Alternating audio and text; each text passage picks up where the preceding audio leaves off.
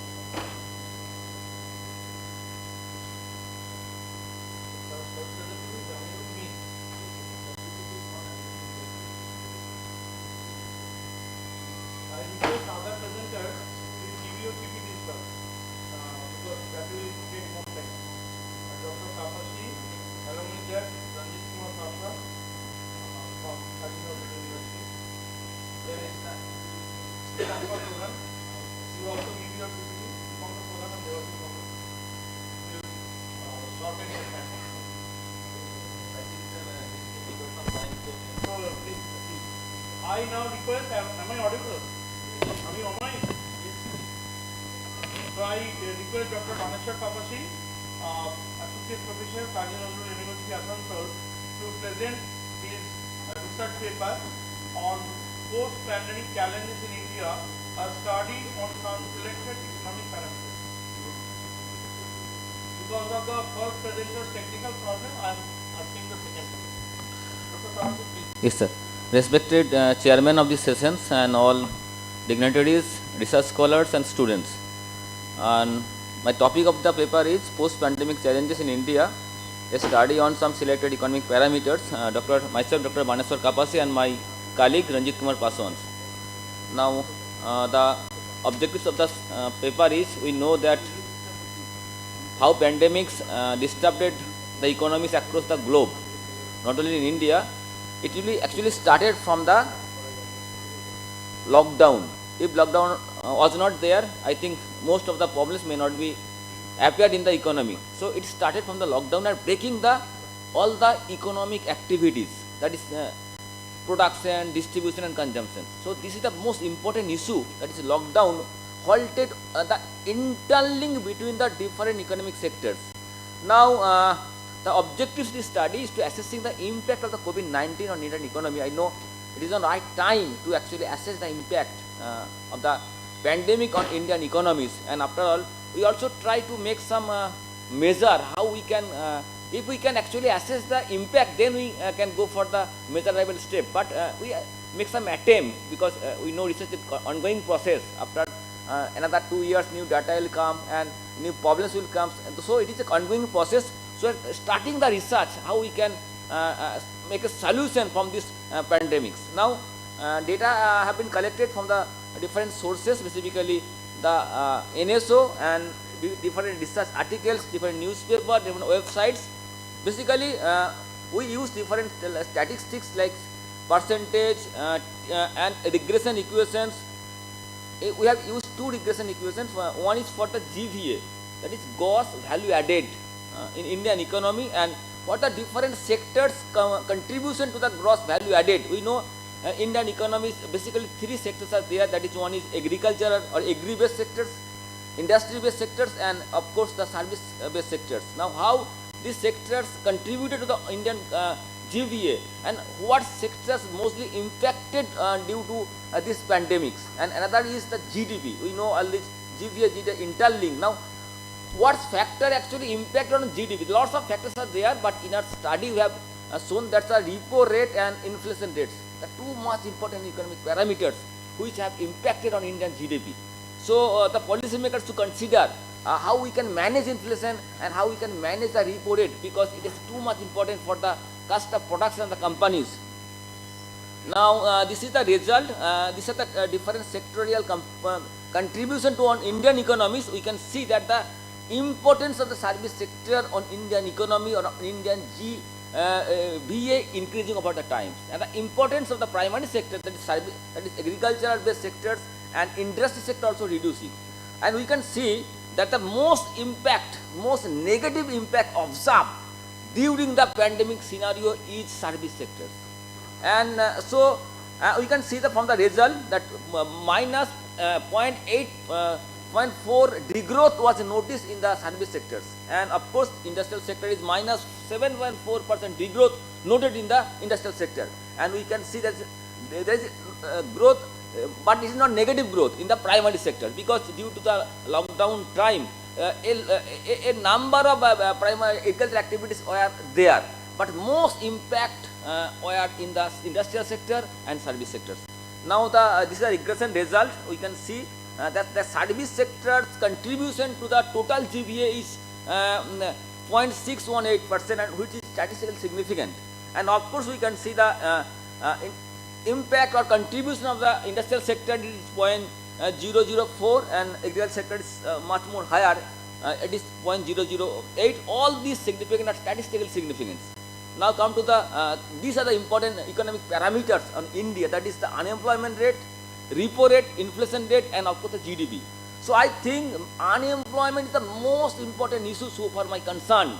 If we can address the unemployment issue, because a large number of the Indian population are unemployed in different modes, that means direct unemployment, passive unemployment. So if we can address the unemployment issue, that the basic problems of the Indian economy, in terms of the sustainable development goals, we can address the issue. And we can see the unemployment rate was higher during the pandemic period, although different newspaper channel gives the data, but this is statistically can show the unemployment rate is too much high, that is 8%. I think it is too much high since like 15 to 20 years in Indian economy.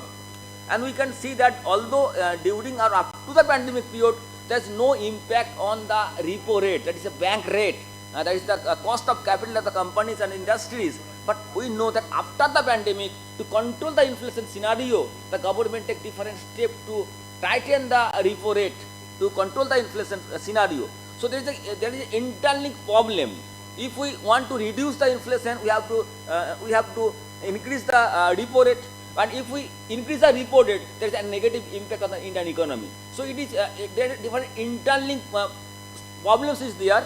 That's why we are only statistically relations have been shown from this regression analysis. That is the GDP is negatively related with the repo rate and inflation. So if repo rate increases, then there is a negative impact on GDP, and similarly if inflation increases, there is also negative impact on the GDP, and both are the statistical significance. So if we discuss the economic shock in the terms of demand and supply in the Indian economy, we know that the total demand of the economy we can use the traditional economic equation, that is the C plus I plus G plus X my M. What is consumption expenditure, industrial expenditure, and government expenditure, and export minus import. And the supply is, we know. So if we can go, if we calculate the total demand and supply sides of the economic problem of the India, then we can have the data that the consumption expenditure, investment expenditure, and of course savings income ratio, savings per person in last 2-3 years reduced substantially. So actually we have seen that both side problems in Indian economy due to pandemic, one is from the demand side and another one is supply sides. And that's why the different issues, conflicting issues are there. One is inflation and another one is reported. Now this is the measure, I think it is not possible at this moment to give the right time, but we can contribute if we can think about the most important issue, the unemployment. First, I think the policy makers should take care of the unemployment issues. And number one, the balanced budget, which of course make a maintenance between the capital expenditure and revenue expenditure, because we have the double problem. One is unemployment issue and another one is the inflation issue. So balanced budget is required for a long period. So balance between the short-term planning and long-term planning, and of course the balance between the capital expenditure and revenue expenditure is too much important for the overall development, and to get rid of the situation for the COVID impact, we can solve the problems. And this is the summary and conclusion. So whatever you discussed, these are summary and conclusions. Thank you. Now I think this we are developing the paper. Any suggestions, any important observation, always acceptable. So any suggestion or any observations. Thank you so much, Dr. Kapashi, for your nice presentation, but informative presentation. And I think I am audible to all of you. We'll be summarizing at the end. Any question from your end you can ask at the end because of lack of time. I am asking next presenter, Dipankar Pradhan and Devashish Mondal, for their presentation on growth and fluctuations in India's GDP and GDP accruing from manufacturing during 1970-71 to 2019-20. Yes. So you have taken a very long study period. Yes, sir. It is actually a little bit different from main topic. Good afternoon, everyone. Good afternoon, respected chairperson and all paper presenters. I am Dipankar Pradhan, Research Scholar, Department of Economics, Vidyasagar University. It is actually a joint paper with Devashish Mondal, Professor, Department of Economics, Vidyasagar University. Please, present.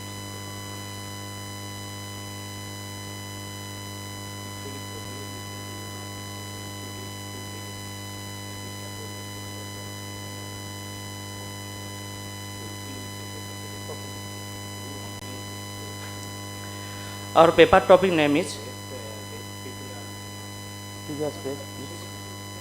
previous slide, please. Growth and fluctuation in India's GDP and GDP occurring from manufacturing sector during 1970-71 to 2019-20. The manufacturing sector, with its forward and backward linkage and high employment potential, is treated as a key sector of country's economic growth. Since independence, India has gradually achieved reasonable good level of self-sufficiency in manufacturing various basic and capital goods. Growth and fluctuation almost common element in all macroeconomic variables like GDP, sectoral GDP, etc. In the present work, we have considered 1970-71 to 2019-20 to estimate GDP and GDP occurring from manufacturing sector, and for fluctuation also decadal growth and fluctuation also been calculated. For fluctuation, identified through RSS based measure of fluctuation, Koch-Brock based measure of fluctuation, Cardy-Delevally based measure of fluctuation, and some modified adjusted Koch-Brock based measure of fluctuation. In this paper also I estimate average length of the full business cycle in the literature review part. Next. Sir, you skip the literature review part? Yes, sir. Yes. For the time Yes. constraint, Yes, sir. I'm requesting you to limit yourself within the methodology. Definitely Yes, some sir. objectives Yes, you sir. can take, then methodology, Yes. then your findings and finally to the Okay, sir. Basically, our three main objectives to find out annual average growth and fluctuation of India's GDP and GDP occurring from manufacturing sector, to try to compare different type of fluctuation measuring method and find out in fluctuation of India's gross domestic product and GDP coming from manufacturing sectors, and to find out decadal growth and fluctuation of India's GDP and GDP coming from manufacturing sector. All data taken from RBI handbook statistics and all data converted into 2011-12 base years. Our methodological part for growth, next slide. Our methodology is for estimation growth. It is semi-log-linear regression simple log y t equal to a plus b t plus a t. To estimate compound annual growth, it is exponential b minus 1 into 100. For fluctuation measuring method, we have used, in the next slide, we have used fluctuation for logarithmic trend is normally captured by RSS measure of fluctuation, which is basically overall fluctuation from 10, and some empirical work use coefficient of variation of residual for the average variation of non-trended data series. Some papers RSS may measure actually very close to a cardinality based measure of fluctuation. If we use coefficient of variation multiplied by coefficient of variation by ET multiplied by square root of 1 minus adjusted R square, which is cardinality based use. But if we use R square in place of adjusted R square, then RSS will measure of fluctuation, which is exactly same result, a cardinality based measure of fluctuation. And for year to year measure of fluctuation given by Cockburn, which is basically exponential standard deviation of log yt plus 1 by yt. But here we are, but RSS will measure of fluctuation and Cockburn's will measure of fluctuation not directly comparable, because RSS will measure of fluctuation explain average fluctuation from mean value of log yt, whereas Cockburn's measure of fluctuation based on standard deviation of log yt plus 1 by yt. One is based on log yt bar and another simple difference of 2 years. That's why we need, after modification f dash Cockburn, which is actually adjusted Cockburn measure, after modification adjusted Cockburn measure, which is standard deviation of log yt plus 1 by yt whole divided by 2 log I bar. And for average length of the full business cycle, we actually use 2 into f RSS measure divided by adjusted Cockburn whole square. It is actually given by Mondal Sir 2008. In the result discussion part, we have tried to show here GDP shows upward growth. We have taken 1990 and 1971 to 1920. Growth rate is 5.7% and compound annual growth rate is 5.87% with 98.68% R square value with significance F value.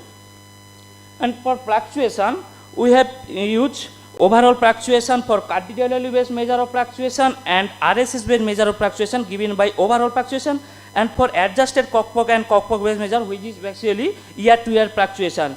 As shown, the RSS based measure of fluctuation, yes, right, okay. RSS based measure of fluctuation is 0.00659. Actually, it is overall fluctuation. If we show very little bit year to year fluctuation in combined to overall fluctuation, here f dash Cockburn value is 0.00096. As based on RSS based measure of fluctuation and Cockburn based measure of fluctuation, we find out average length of the full business cycle 93.5 years. As denominator is f dash Cockburn very low amount, that's why full business cycle is 93.5 years. Here we try to find out, previous slide, trying to find out decadal overall growth. Here decadal overall growth is highest achieved in 4th decade, which is 2001 to 2009-10, and next decade, which is actually 7.53%, and in the next decade, which is downturn 2010-11 to 2019-20. Here all shows present R square, adjusted R square, F value. In the next slide, we present RSS overall fluctuation and year to year measure of fluctuation based on cardinality based measure, RSS based measure of fluctuation and Cockburn based measure of fluctuation. All overall fluctuation and year to year fluctuation shows downward over the period of time. Here we show GDP coming from manufacturing sector. Manufacturing sector shows growth rate is 6.04% and compound annual growth is 6.23% with 99.14% R square with high significance F value. And In the next slide, we shows here we shows fluctuation, overall fluctuation. Here we shows little bit yet very much high year-to-year fluctuation. Okay, okay. In comparison to overall year-to-year fluctuation from GDP, here year-to-year fluctuation is shows 0.0016 and RSSB measure of fluctuation is 0.0056. And based on both measure, we find out average approximate length of the full business cycle, which is 3.6 years. Here shows quite interesting. Here is highest growth rate achieved.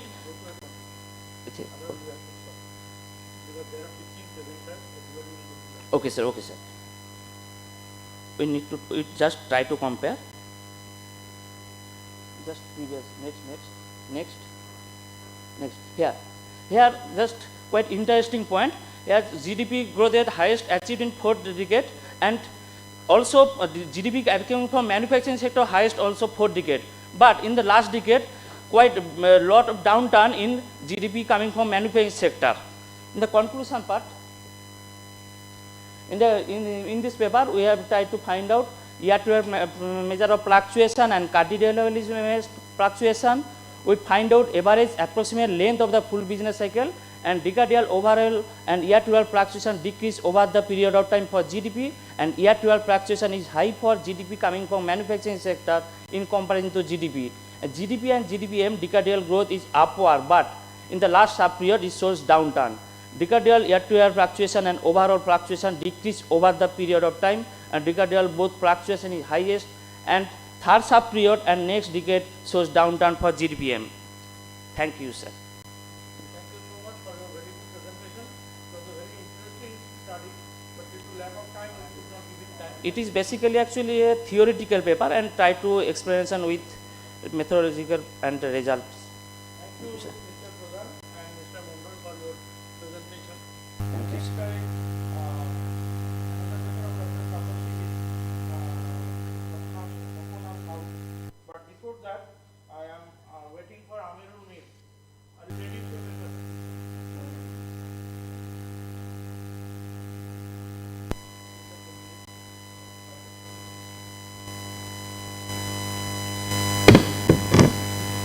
Just within the time you are preparing, there is an announcement for the online presenters.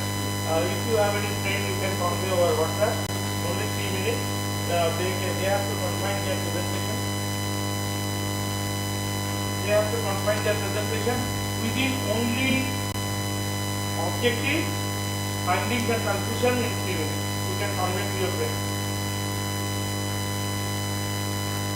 We have one more physical presenter. After that, we'll go to the online presenter. And for that, I request everybody, if you want to listen, you can join with your mobile phone in the event.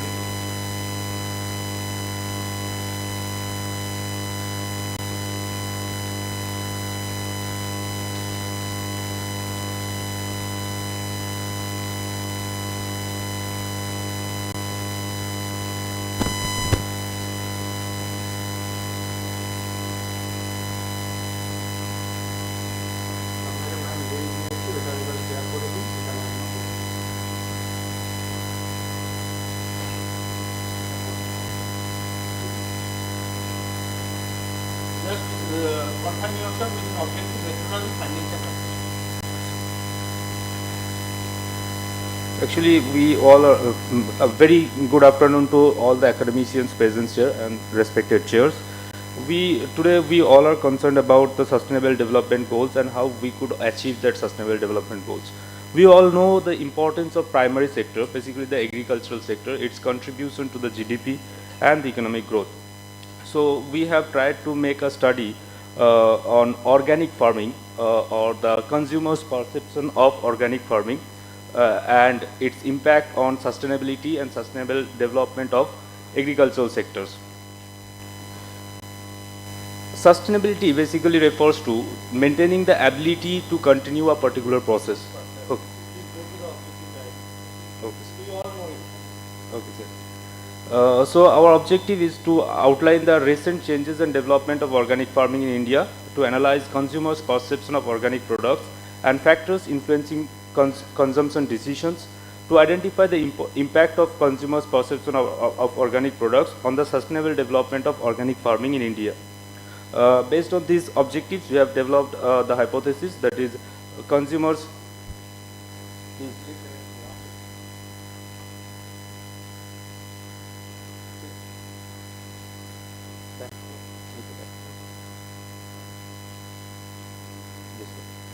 Based on these objectives, we have developed the hypothesis that is consumers' perception of organic products has no significant impact on the sustainability and sustainable development of organic farming. We have made this analysis based on both the primary and secondary data for the recent changes and development of to analyze the recent changes and developments of organic agriculture in India. We have used some secondary data, and to analyze the consumer's perception, we have used primary data that is collected through structured questionnaire in 5-point Likert scale. We have used 100 sample size, and we have used descriptive statistics, correlation matrix, factor analysis, and chi-square test for drawing conclusions from our data.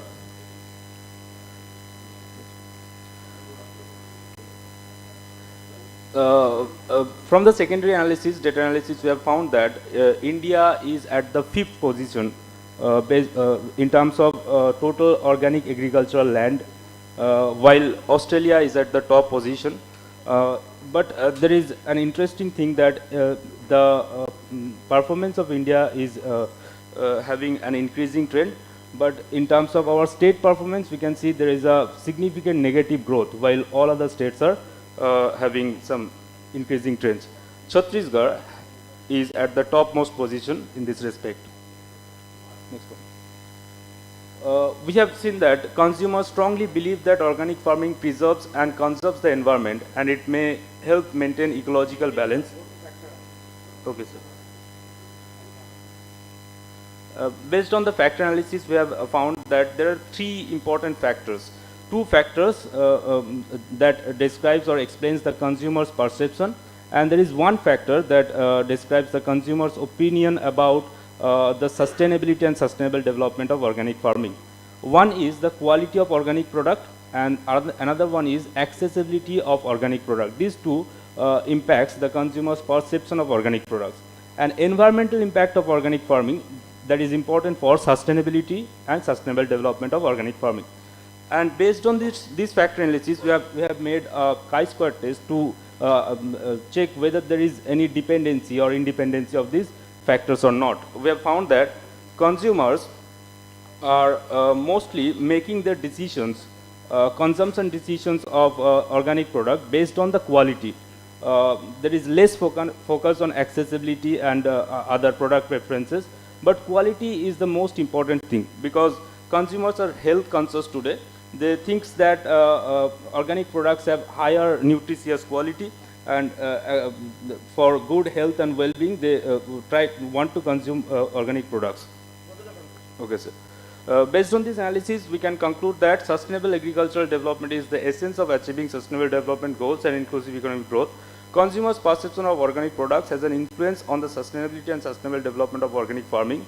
More precisely, consumers' perception of the quality of organic products and the health consciousness are the key demand determinants for organic products, which determines the feasibility or feasibility of commercialization of agricultural sector, specifically the organic agriculture. Thank you. So if there is any valuable suggestion and inputs, I will be like to appreciate that. So, Mr. Veer, there is another very famous meme, but Mr. Veer has a very appraisable voice. Voice quality is very good. And your paper is also very good, but due to lack of time, we could not give you enough time. Thank you so much for the presentation. Now I call upon Swapna Saha, who is the co-presenter, along with Dr. Vanessa Tapasi. She is the research scholar, Department of Commerce, Kazi Nazrul University. Topic of presentation is identification of study to estimate volatility of Indian stock market during 3 and 4. This time, this is the physical presentation. After that, there will be online presentation. Please confine your presentation within objective methodology finding. A very good afternoon to everyone.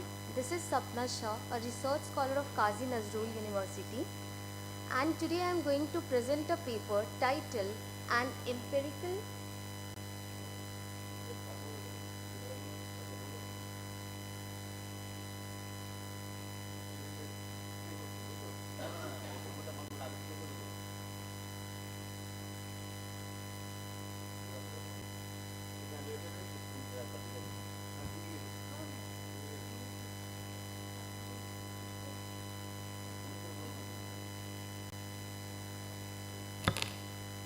So today I am going to present a paper titled An Empirical Study to Estimate the Volatility of Indian Stock Market During Pre and Post-COVID Times.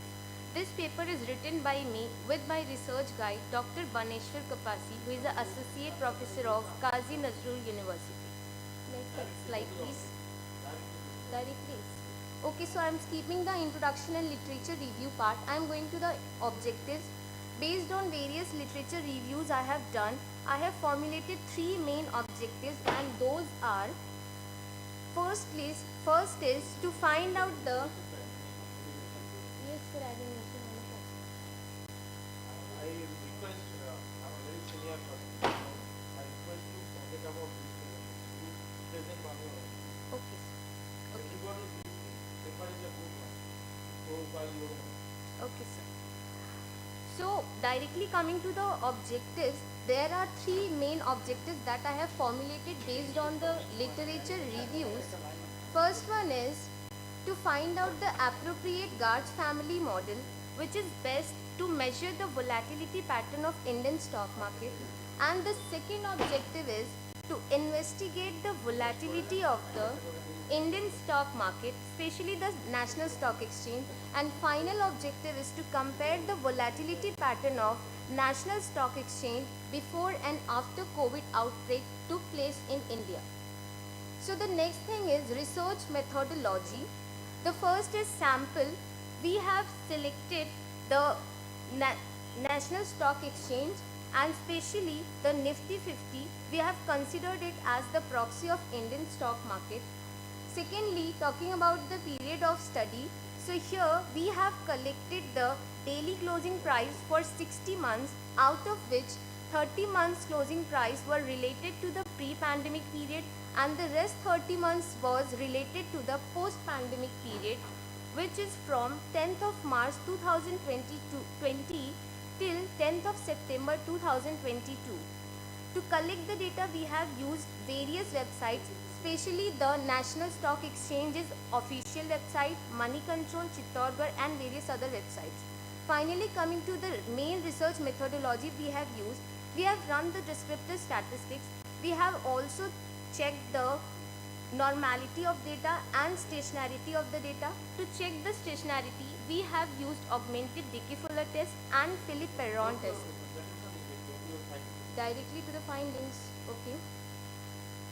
So, directly coming to the findings, here in two charts, there are the volatility clustering during the pre-COVID time and the post-COVID time. So the first chart denotes the pre-pandemic volatility clustering and the second chart shows the post-pandemic volatility clustering. Here in the chart we can see that the volatility clustering during the post-pandemic time, pre-pandemic time was quite higher and the volatility pattern was quite very much fluctuating during the pre-pandemic period as compared to the post-pandemic period. The other findings we have found in the study is that the average return during the pre-pandemic period was quite higher as compared to the post-pandemic period, and from the result of augmented Dickey-Fuller test and Philip-Perron test, we found that both the data sets were stationary in nature. And when we have run the Garch 1-1 model and Garch mean 1-1 model, we have found that among these two models, Garch 1-1 model was the most appropriate, or you can say the best fitted model for the pre-pandemic time period, and for post-pandemic time period, the Garch 1-1 model was the best fitted model. During the pre-pandemic period, we found that the sum of alpha and beta value was 0.9396, which is closer to the unity but not exactly the unity, which shows that the impact of recent shocks will be higher as compared to the distant shock. And during the post-pandemic period, we found that the value of alpha and beta was exactly unity, which indicates that the shocks were prominent, and because of the good or bad news in the market, there will be permanent changes in the stock market. So finally, I am concluding based on the above studies, and that is the best fitted model for both the categories, that is pre-pandemic and post-pandemic, is the Garch 1-1 family model. And we have found that the volatility clustering is there, and more fluctuation was there in the returns during the pre-COVID times, not in the post-COVID time. So now I am thanking you all to hear me out and allowed me to present the research paper. Thank you very much, everyone.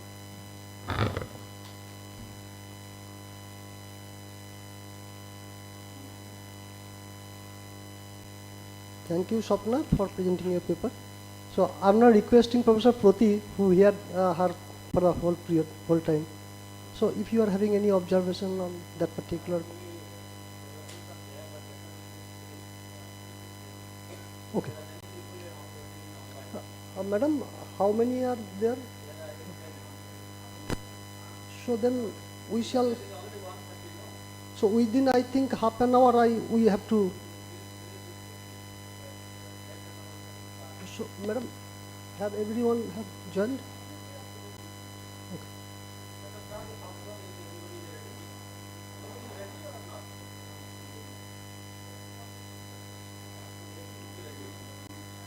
Madam, please share the link on the.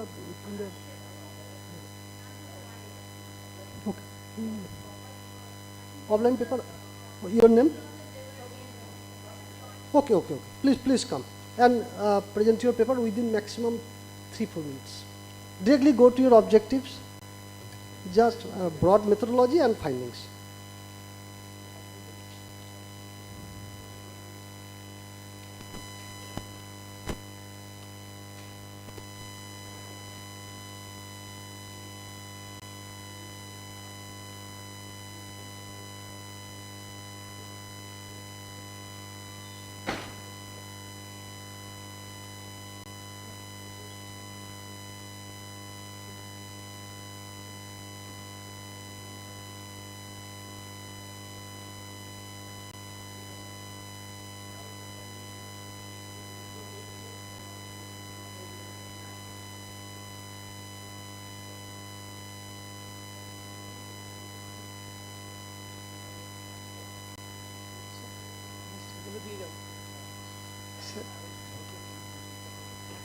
My topic is impact of social protection on sustainable development in backward vis-a-vis developed district in West Bengal. My name is Jagabandhu Mondol.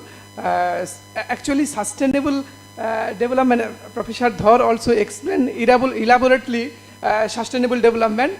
By here, social protection, that means importance of government, how government reduce, how government improve sustainability. This is our and this is the district-wise studies. Country-wise and state-wise is very work is available, sustainability-related work. But district-wise study is very important because region-specific study. This is for crucial important.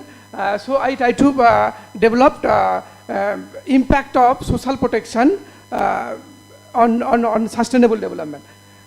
This is a framework, just a relationship, how sustainable social protection improve sustainability. Social protection, this is the 3 component, basic security, economic security and social security related programs. This is household specific program, and another is infrastructure related specific program. All are improve human development and productivity of the human beings, and build political stability and promote economic growth, which also improve sustainability. This is the framework, how social protection or government protection improve sustainability. Next slide. First, this is the objective, just I measures. Measures, there are three things. First, measure district-wise social protection index, and after that, we measure district-wise sustainable development index, and after that, we study impact study. First, identification of the backward district. This is the Rural Development Report 2013-14. We choose these are the backward district. Purulia is the backwardness, first backward position, and Kolkata is the highest position. This is the backward district, and these are the developed district. After that, first we calculate social protection index. For this social protection index, we use dimensional index and indicators and construction of social protection index both in backward district and developed district. Next. For the measurement of the social protection index, dimensional index, actual value minus minimum value, and maximum value minus minimum value. And we use the arithmetic methodology, not geometric methodology, because Human Development Index used both methodology, arithmetic methodology and geometric mean methodology. I here use arithmetic. Next slide. We use 14 indicators for the social protection benefit. This is the district-wise data set. We in the right side, backward district result and developed district result. Average benefit received, district-wise received. Previous side. There are the 5 dimension and 14 indicators.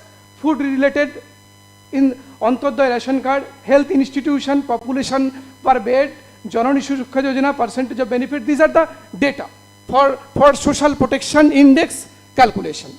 These are the data, 14 indicators. This is district-wise data set. Next. Dimensional index, food index is the backward index, backward district significantly higher than developed district, because food related programs like Antodaya Anna Yojana, PDS related program, backward district more received because their need is more. But in the economic security, where political strength and political leader strength of the or getting economic security, like in NREGS scheme, they get developed district receive more, but backward district received less. Next slide. This is the district-wise social protection index. After that, district-wise ranking, social protection index. Next step, we measured sustainable development index. Basis of the some sustainable development goal, 10 sustainable development goal. Here we consider, Professor Dhar also explained elaborately sustainable development goal index, state-wise and theoretical aspects. I try to measure sustainable development index in the district-wise. Next slide. Here we use 10 sustainable development goals and 18 indicators. Data sources, NSSO unit level data for the no poverty goals, zero hunger, use the food security related calorie index data, and good health, which is related to NFHS 15-16 data, sustainable development goal 3. These are the data set for measurement of the sustainable development index. Next slide. Okay, sir. This is the I use here principal component analysis for the weight determine, because weight is the very important, because if data variability is very high, weight is also high. In the social protection index, calculation of the social protection index, there we use the equal weight criteria, but here we use the unequal criteria, because each dimension has importance. This is determined by the weight. So here we use the unequal weight for the index measurement. This is the outcome of the goal wise. In every cases, developed district is higher than backward district, because in the consider of development, the developed district is more get best position than backward district. Next. This is the correlation matrix, the dimension wise correlation matrix for of social protection sustainable development index. Next. This is the district wise sustainable development index in West Bengal. Next. And this is the sub-region wise index also we calculate. Uttor Paschhimanchal Unnayan Parshad, this is very low position, and then Uttar Banga Unnayan Parshad, second position, after the central pen, which is the highest position in case of the Sustainable Development Index. Next slide. Now we study to impact of the social protection on Sustainable Development Index. Next. Here the descriptive statistics of for impact analysis. Next. Just we calculate correlation matrix. Social protection is negatively related to Sustainable Development Index, but per capita district domestic product. Per capita district domestic product is positively significantly related to Sustainable Development Index. Here social protection is not significantly related because some of the social protection benefits received backward district more, but in the strength of the politician, some of the social protection benefit received developed district received high. Next, this is the relationship between social protection and Sustainable Development Index, negative. Next slide. This is the last slide, just positively relation per capita income and Sustainable Development Index. So, next conclusion. Just this just I also explained it in my paper. Thank you. Thank you.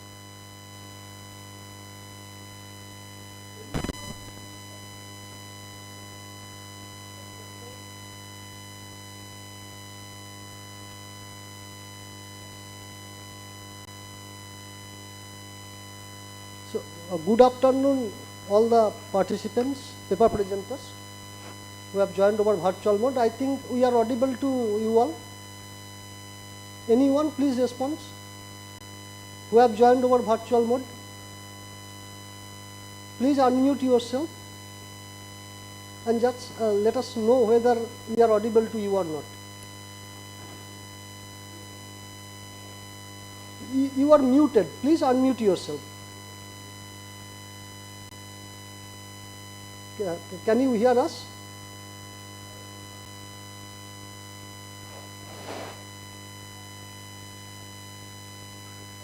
Oh.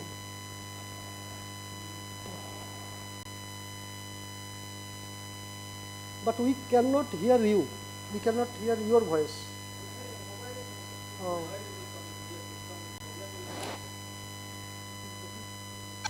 Hello, sir. Yes. Now you are perfectly audible to us. Okay. So your name, please. Sir, Your paper serial number. serial number paper is 10. 10. That means Proma Chakraborty. Yes, sir. Okay. So without wasting time, we are now requesting you to Sir, present your sir, please give me 2 minutes. 1 second, sir. Just 1 second, sir. Would you please repeat 1 second? Sir, 1 second সময় দিন, আমি laptop থেকে connect করি। হয়ে যাবে। Actually, we can't hear you.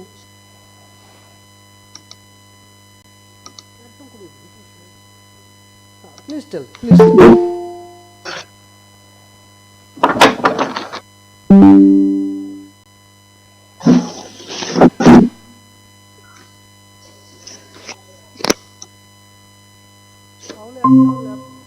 It's better to join our any laptop, I think. That will at least serve the purpose.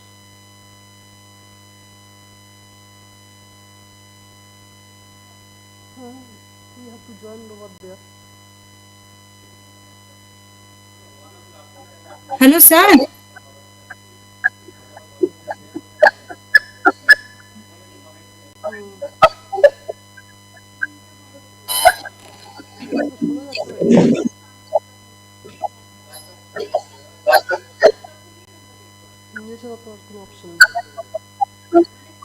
Hello. Am I audible, sir?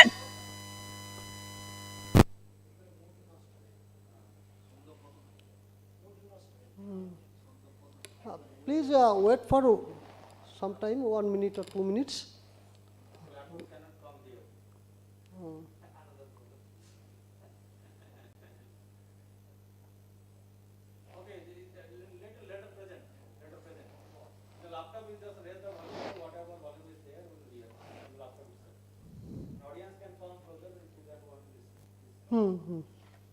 We don't have any other option.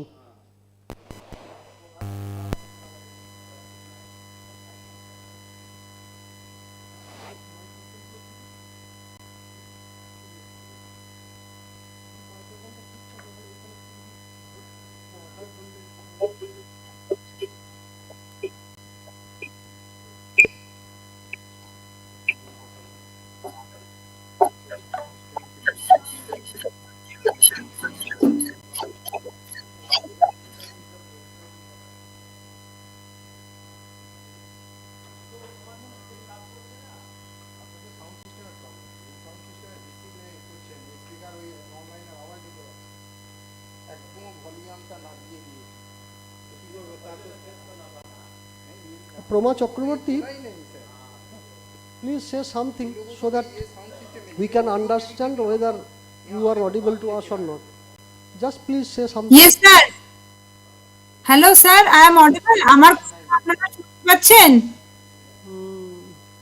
শুনতে তো ভয়েসটা আসছে, একটু বেশি আসছে, কিন্তু কি বলছো এটা বুঝতে পারছি না। না না, স্যার আমি কিছু এখন it's বলিনি। not your problem. We are actually facing some network issue. Network না, connectivity and technical issue. Huh? Just join our laptop.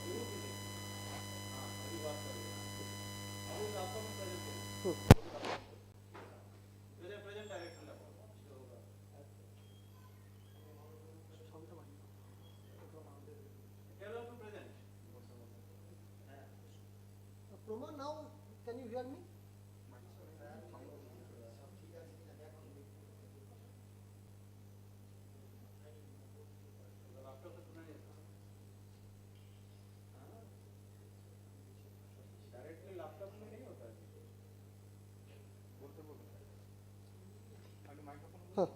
Proma, can you hear me now?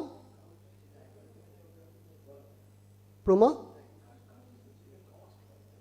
Can you hear me now? She is telling, but we cannot hear.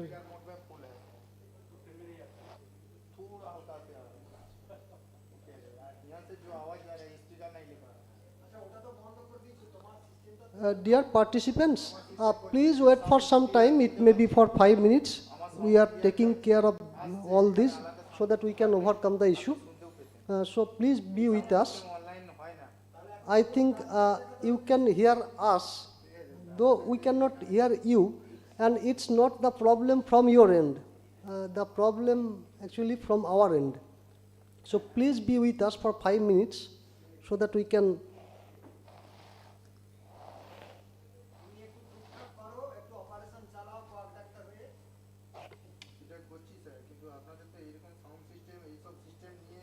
সকাল থেকে এসেছি, আমাকে 4-5টা link দিচ্ছে, link নিজেরাই create করছে, কোন লোকের লিঙ্ক ক্রিয়েট করছে।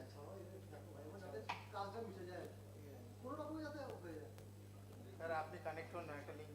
ম্যাম কানেক্ট হয়ে একটু কথা বলুন তো, আপনি ট্রাই করুন, আপনি কানেক্ট করুন।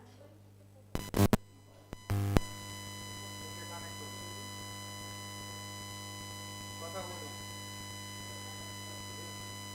ও মাইক্রোফোন শোনা যাচ্ছে?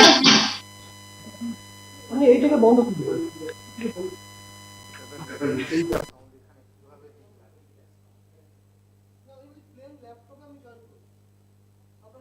হ্যাঁ, ল্যাপটপে তো অলরেডি জয়েন হয়ে আছে। সাউন্ড আসবে তো, এই স্পিকারে ছোট স্পিকার হালকা সাউন্ড আসবে। স্পিকার সাউন্ড ঠিক আছে, এইটা দিয়ে দাও, এই মাইক্রোফোনটা তো speaker. If we place the laptop here, then ma'am কথা বলুন তো, একটু কথা বলুন।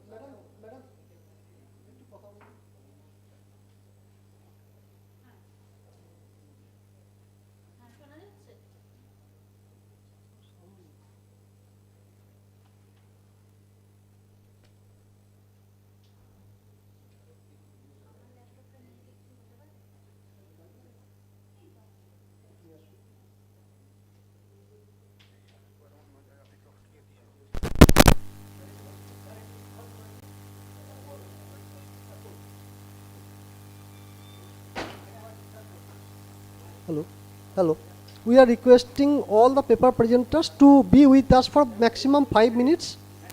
Within that time frame, we will be able to resolve the issue that we are facing right now. So please wait for maximum 5 minutes.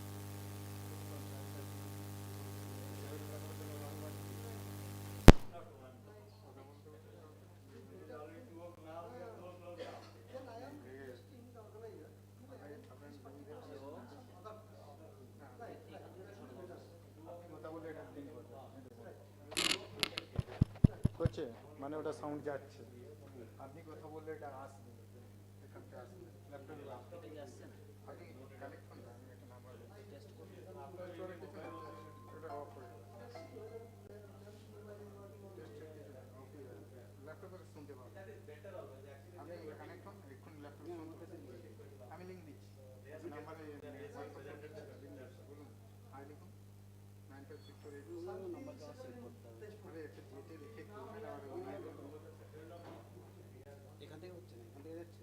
ওখান থেকে যাচ্ছে, আগে ম্যাম কোথায় গেল, কথা বলতে বলুন, কোথায় গেল ম্যাম, কোথায় গেল, কথা বলতে বলুন, এখানে শুনতে হবে, এই ছোট স্পিকার দিয়ে হালকা হালকা শুনতে হবে আপনাকে, এর স্পিকার তো আর মাইকের মতো বাজবে না, না হ্যাঁ শুনতে পাবেন, এখান থেকে শুনতে পাবেন, হ্যাঁ আপনি বলুন না। Dear participants, any one of you please say something so that we can understand, we can know whether we are audible to, you are audible to us or not. Any one of you, please say something.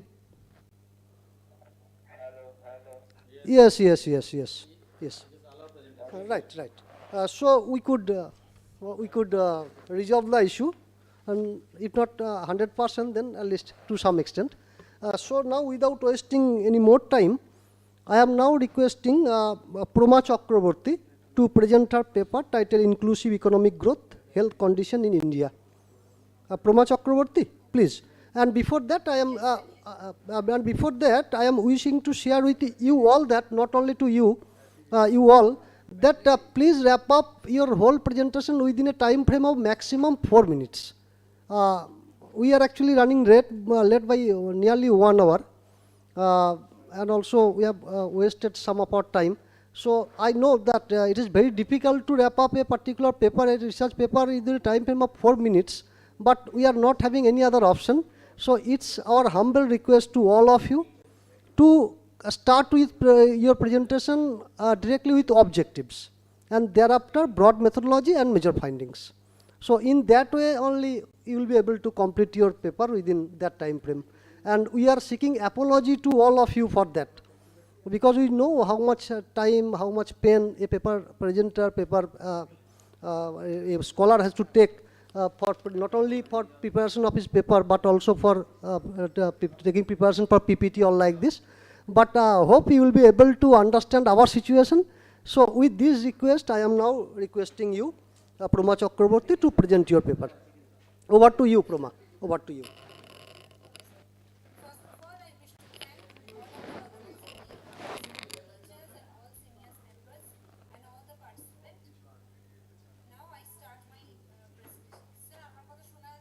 হ্যাঁ, শোনা যাচ্ছে।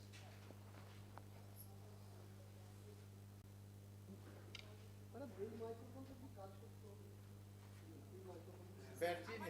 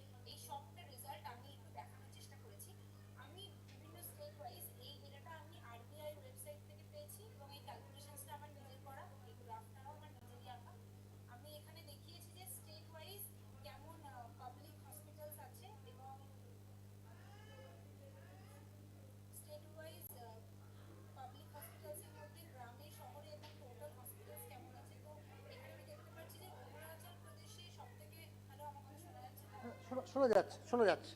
হ্যাঁ, দেখতে পাচ্ছি যে অরুণাচল প্রদেশে number of Covid hospitals কিন্তু অনেক বেশি। অরুণাচল প্রদেশ, উত্তরপ্রদেশ, তারপরে ঝাড়খণ্ড, এটা 2018 থেকে 21-এর ডেটা, যেগুলো আমি আরবিআই ওয়েবসাইট থেকে পেয়েছি। তো যদি আমি নাম্বার অফ হসপিটালসের সংখ্যা দেখি তাহলে ঝাড়খণ্ড, উত্তরপ্রদেশ, অরুণাচল প্রদেশ এগুলো কিন্তু অনেক বেশি আছে। এবং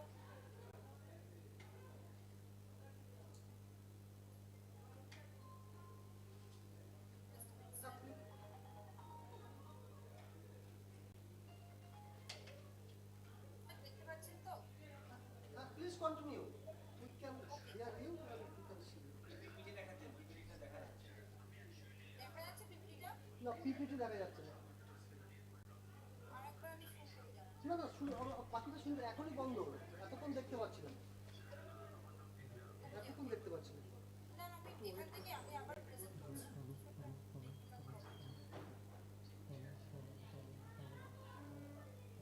এবার দেখতে পাচ্ছেন? হ্যাঁ, দেখতে পাচ্ছি, দেখতে পাচ্ছি। তো যদি আমি দেখি যে হসপিটাল, এখানে আমরা দেখতে পাচ্ছি যে অরুণাচল প্রদেশ, তারপরে ঝাড়খণ্ড, ইউপি এগুলোতে হাইয়েস্ট নাম্বার অফ হসপিটালস রয়েছে। আফটার দ্যাট যদি আমি দেখি যে number of beds in the public hospitals,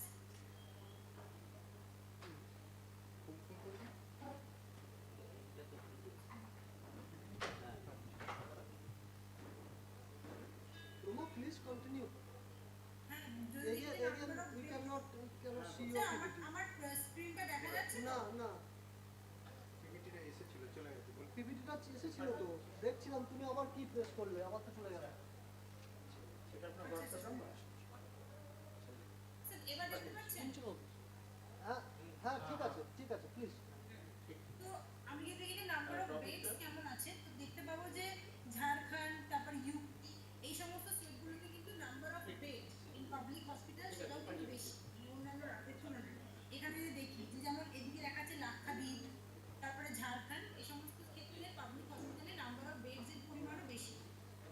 এবং যদি সেটাকেও আমি একটা মানে মানে আমি এরকম ছকে দেখাই, আমি দেখতে পাবো দেখুন অরুণাচল প্রদেশে নাম্বার অফ হসপিটাল যেমন বেশি, নাম্বার অফ বেডসও বেশি। তামিলনাড়ুতেও নাম্বার অফ বেড বেশি, যদিও তামিলনাড়ুতে নাম্বার অফ পাবলিক হসপিটালসের পরিমাণ কিন্তু তুলনামূলক অন্য রাজ্যের তুলনায় কম, স্টিল ওদের নাম্বার অফ বেডসের পরিমাণ কিন্তু বেশি। এবং ইউপিও মোটামুটি ভালো, মানে number of beds in public hospitals is also higher Karnataka, Arunachal, Andhra Pradesh, Tamil Nadu এই সমস্ত সেক্টরগুলোতে। তাহলে এটা আমি দেখলাম যে পাবলিক হসপিটালসে বেড কেমন অ্যাভেলেবেল আছে।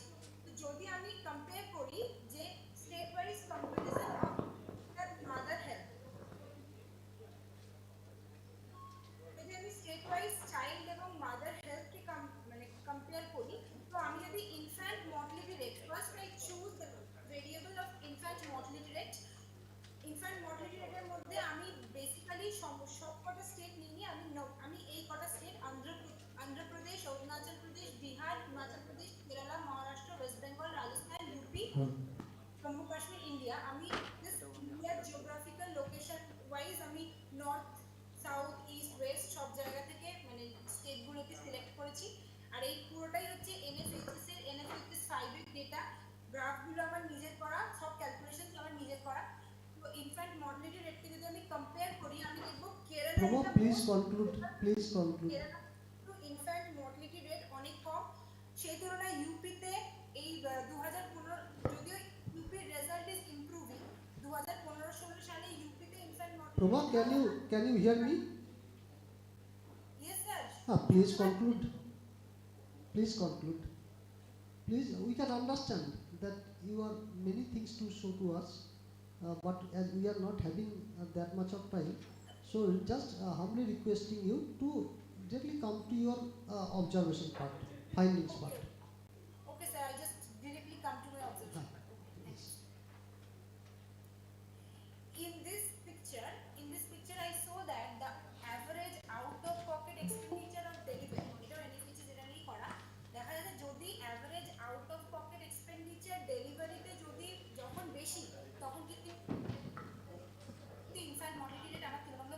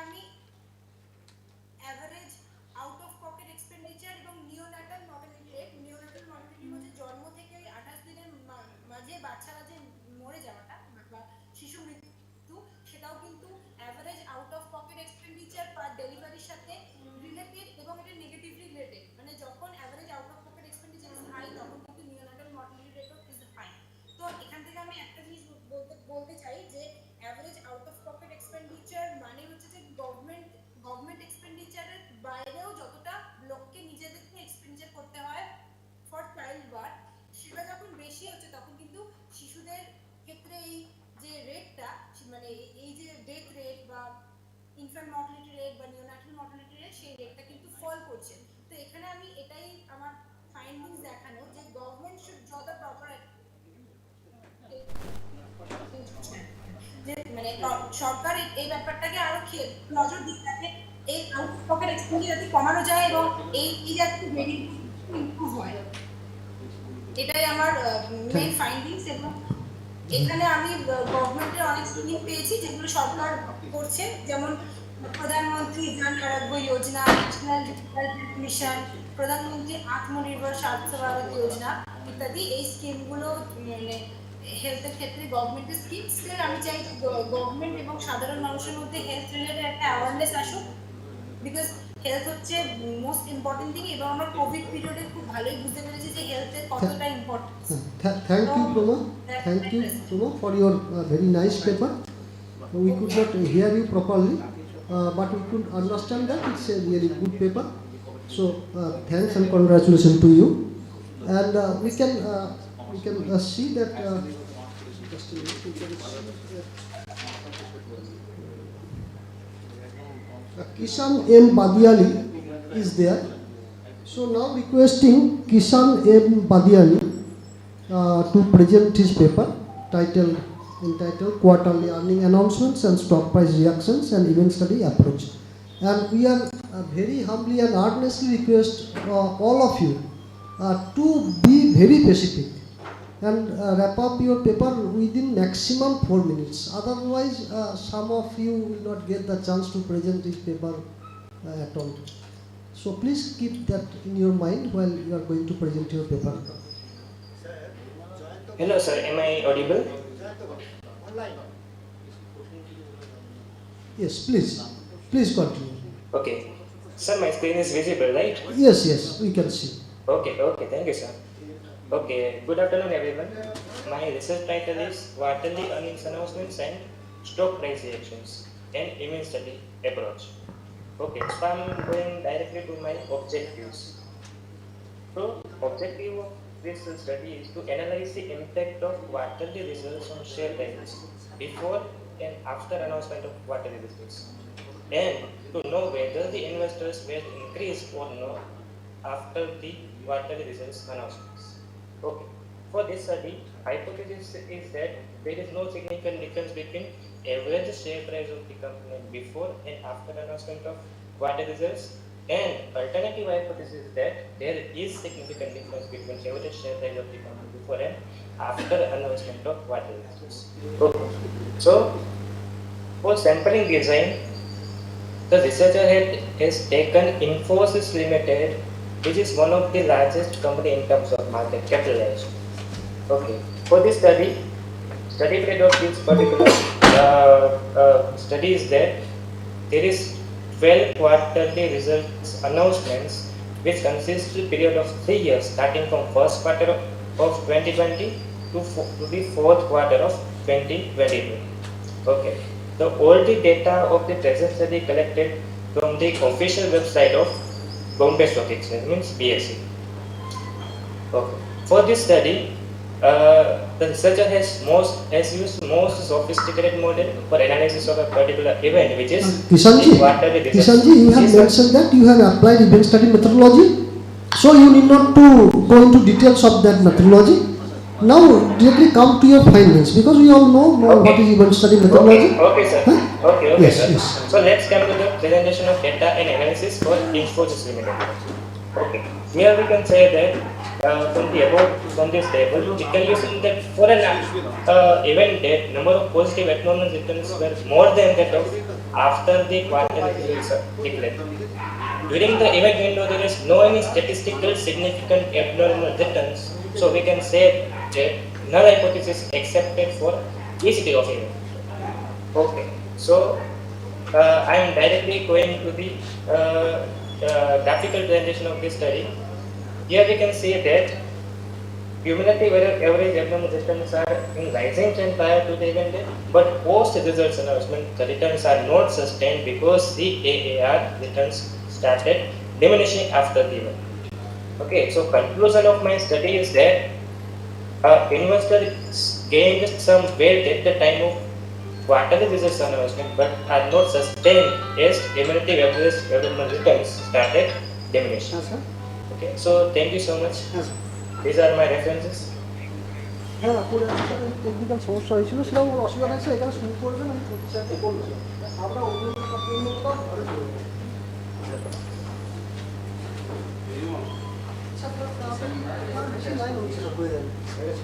হ্যাঁ হ্যাঁ হ্যাঁ দেখি স্যার মনে হচ্ছে 19-20-25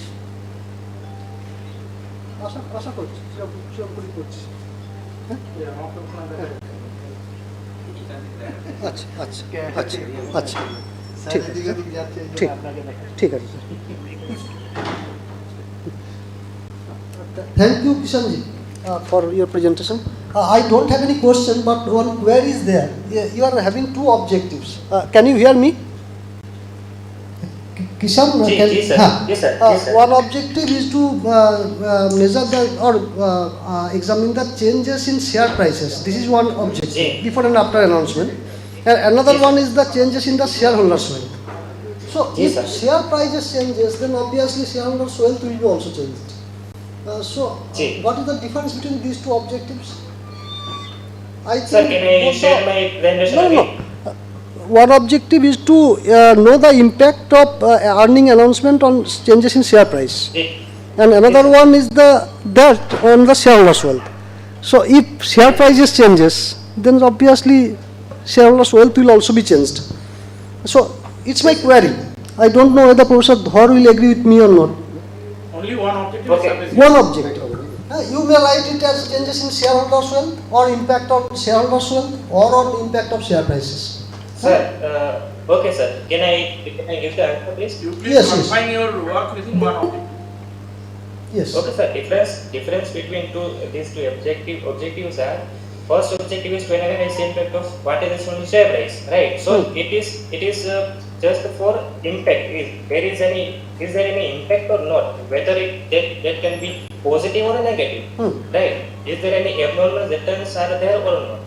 And second objective is that whether the wealth of investors increased, means for the event window after the event date, wealth of investors are increased or not. It is the objective. So first objective is only for the impact. It can be in positive or negative. It can be both. But second objective depicts that whether the wealth of investors are increased or not. That is Okay, the okay. main. One is the just whether there is any significant impact, and another one is the if there is any impact, then whether it is negative impact or positive impact, or like this. Ji. Okay. Ji, sir. Thank you. Okay, So before inviting the next presenter, we would like to know how many of you are there or willing to present your paper. As organizers has requested, actually we are facing some time constraints. So any one of you, if you like not to present your paper, then you will also be given the certificate of presentation, because you are there to present your paper, but due to paucity of time, we are not in a right position to give you sufficient time. So if any one of you wish to not present your paper, then you need not to respond us. Otherwise, who are wishing to present your paper over virtual mode, please let us know that to us, so that we can plan accordingly. First one is Orunabh Prohoraj. I think he is not there. Next one is Joyanto Ghosh. Please respond. Joyanto Ghosh. If you don't wish to present your paper over virtual mode, then we don't have any problem. We shall give you the presentation certificate. That means your paper will be taken to be read, taken to be presented. Otherwise, we shall give you a time of 2-3 minutes to present your paper. Next one is Kishan. Dr. Monotosh Mondal. Dr. Monotosh Mondal. Okay. Next, Nilendu Chatterjee. Nilendu Chatterjee. Next, Pooja Ghosh, Orunima De and Mousmi Roy. Pooja Ghosh, Orunima De and Mousmi Roy. Next, Purnendu Basu. Next, Yes, sir, I want to present my paper. You want to present your paper? Okay. Yes, sir. Okay. Next, Shampodo Karan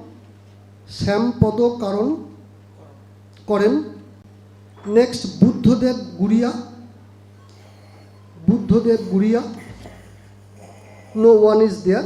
So we can assume that only Purnendu Basu is going wishing to present his paper. Other papers will be taken to be presented in the over the virtual mode. So Purnendu Basu, please present your paper. Yes, sir. Within maximum 5 minutes, because no one is there to present the paper. So you can take 5 minutes. Okay, sir.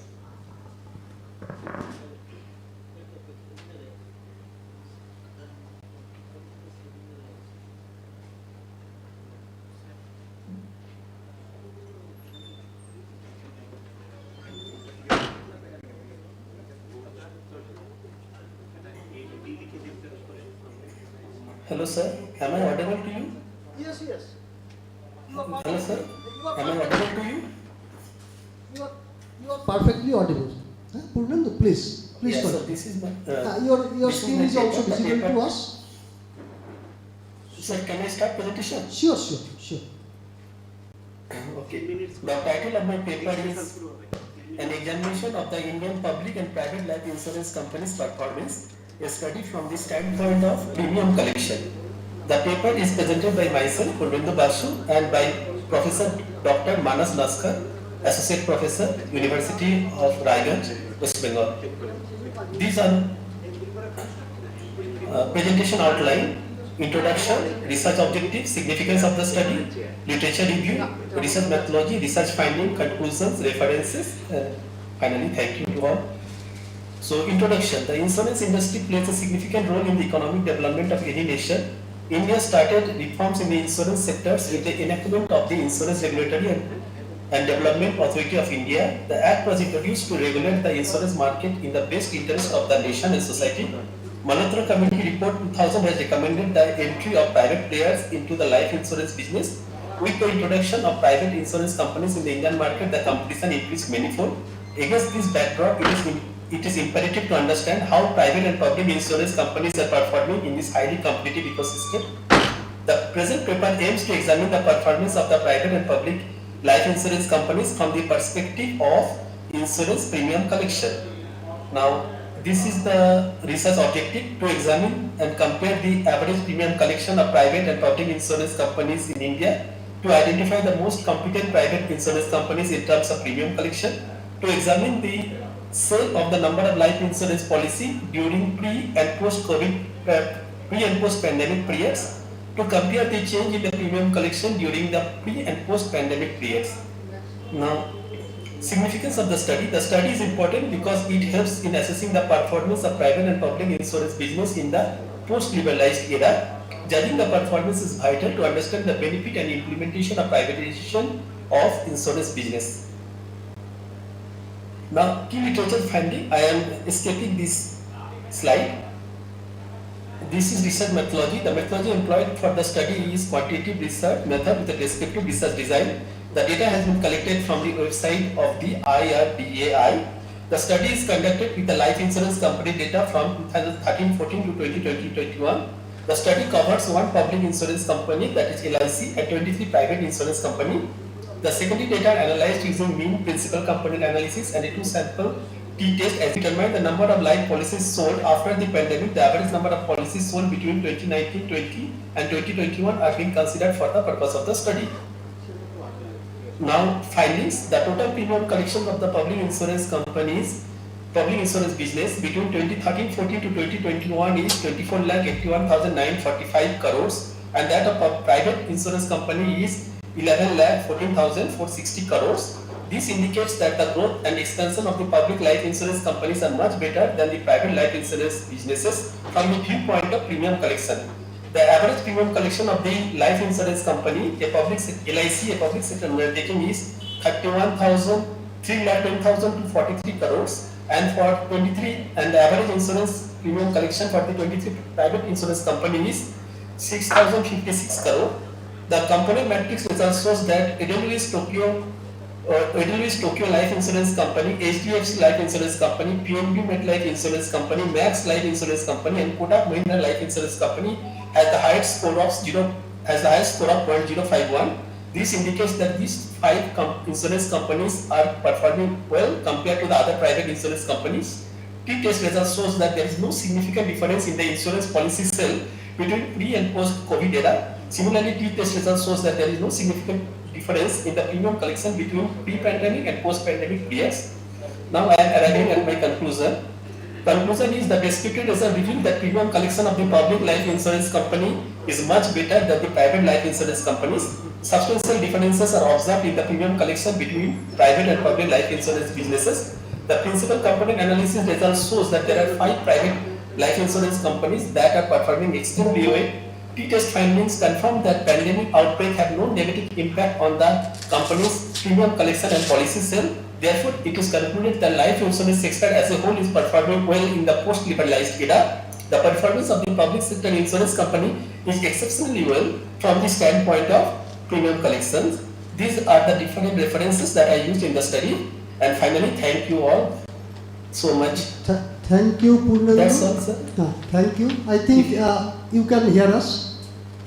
Yes, sir. Yes, sir. Yes. So thank I you tried for to your finish my presentation within 5 very minutes, good as instructed presentation. by you. Not only for your good presentation, but also for your very good paper.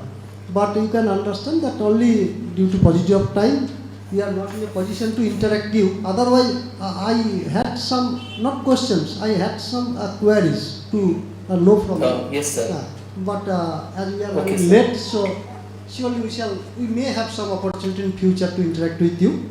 And as Okay, you are officially from different country, so it would our pleasure to interact with you.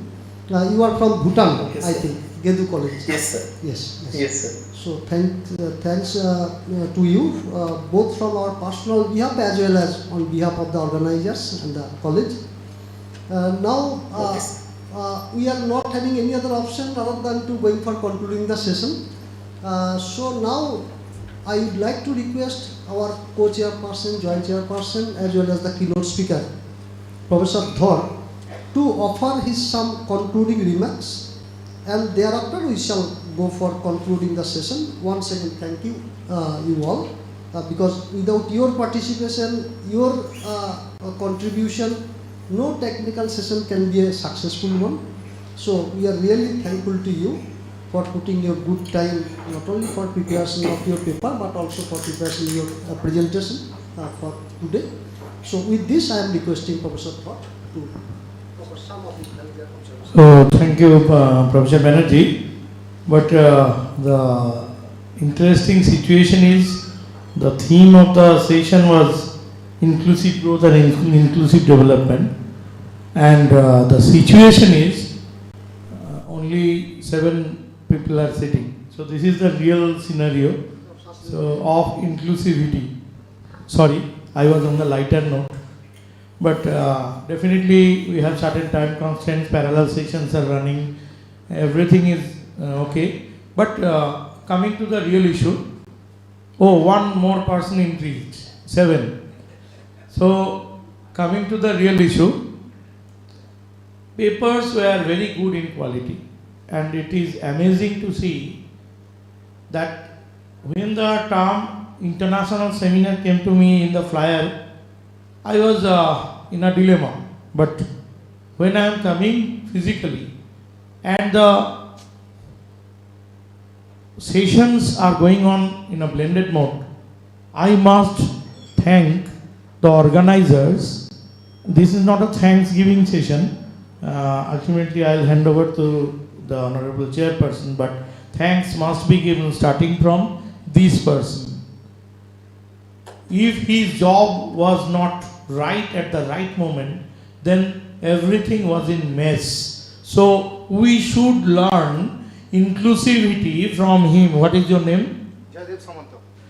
Mr. Jayadev Samanto, when he will be given a real role, he has given a real role to manage the time and to maximize the real output. So first congratulations, as the best presenter should go to him. Thank you, sir. I am out of box.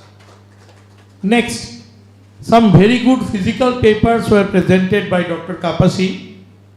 He drawn a relation between gross value added and repo rate with the help of regression equation, and he has taken 3 sectors: agriculture, industry and service sectors.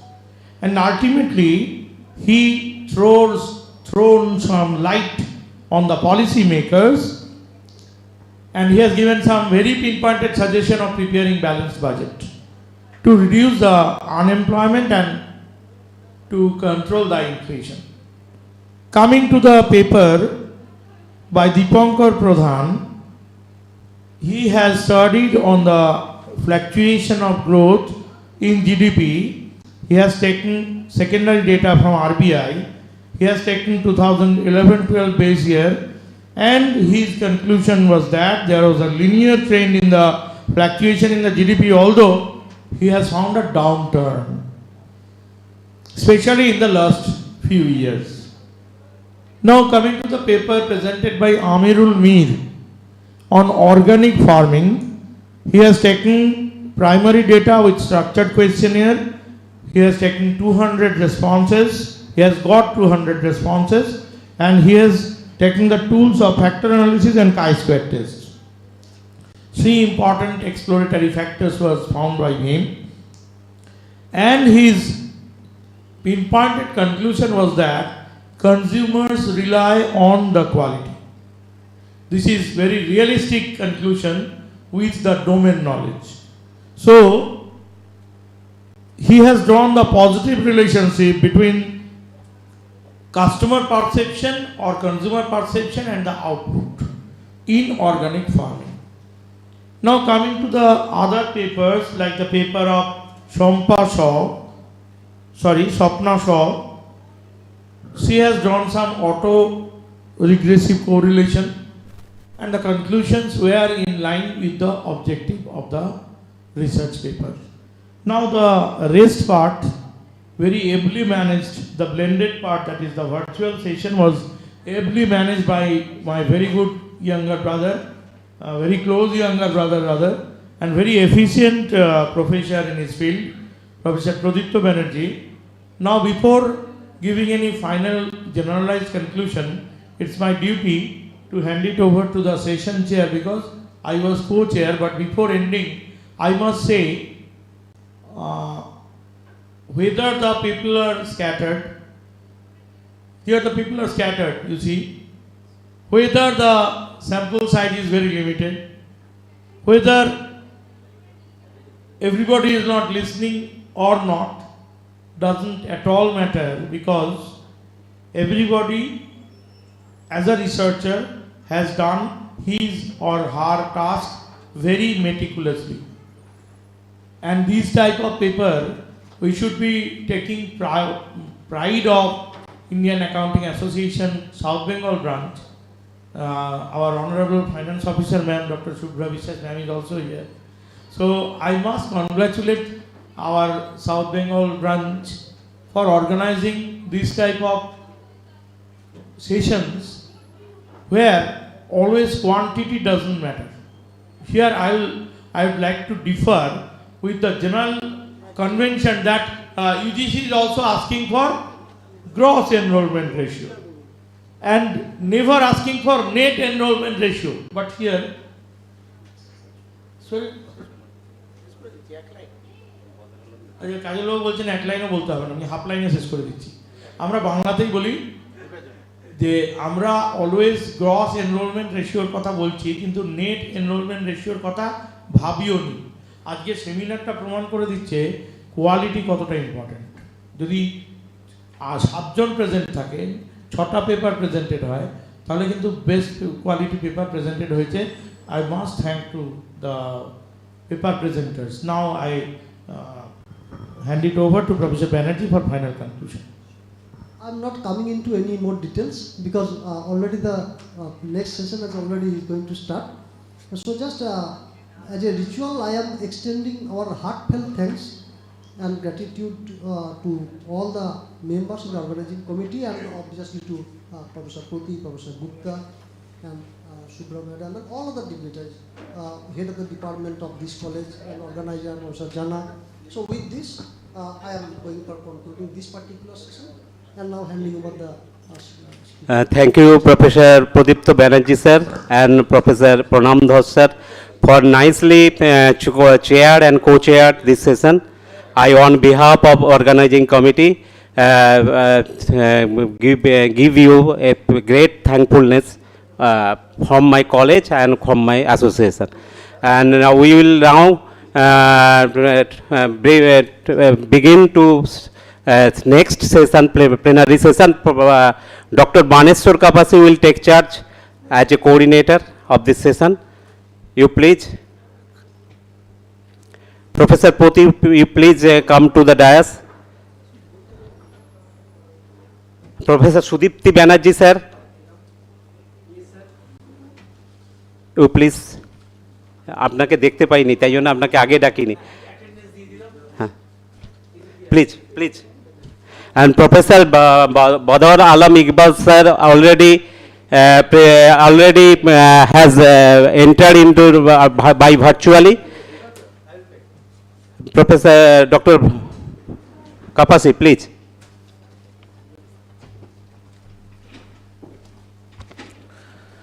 Good afternoon. It is post-lunch sessions.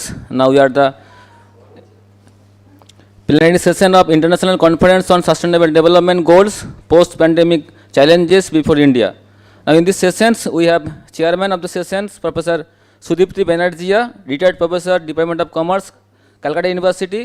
Keynote speaker, Professor Badar Alam Iqbal, Extraordinary Professor, Department of Economics and Finance, Transfer University of Technology, Pretoria, South Africa. And special address by Professor Ambika Prasad Patil, Professor of Head and Department of Commerce, Nehu, Shillong, Meghalaya. And sir,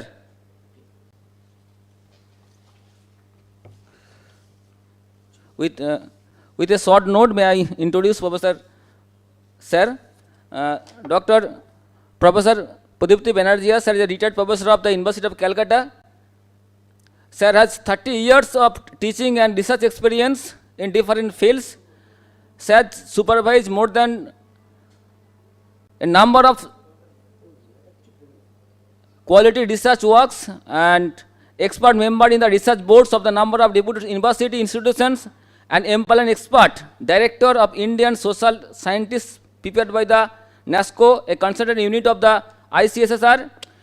Sir, a quite large number of publications in repute journals, edited research volumes on management and related topics. Sir, serving the editorial board and advisory committee of the good number of journal. Sir, acted as editor of the research volumes, management training and development in the state of public enterprise in West Bengal and strategic cost management, Department of Commerce, University of Calcutta. Sir has participated quite large number of international national conference, seminars, workshops, organized by leading university across the India, reputed academics, institutions, professional bodies in India and abroad. Sir also delivered different keynote speakers as chairman, moderator, and of course the paper presenter. Sir acted member, Senate, Syndicate, Faculty Council of PG, Syndicate in Commerce, Social Welfare and Business Management, head of the Department of Commerce, member of MPhil, PhD, UG board and different committees. Sir also nodal officer of AISHE, University of Calcutta. Sir is a member of number of selection committee and screening committee. Sir is also associated in the different UGC, NAC, AICT, ICSSR, NCERT, UPSC different boards and members.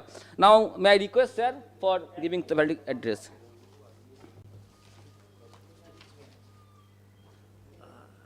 Thank you, Dr. Kapashi, for introducing me at length. I do not really speaking, do not deserve that much. If you are in the academic world, you need to do something, so I had to do something also, nothing special in it.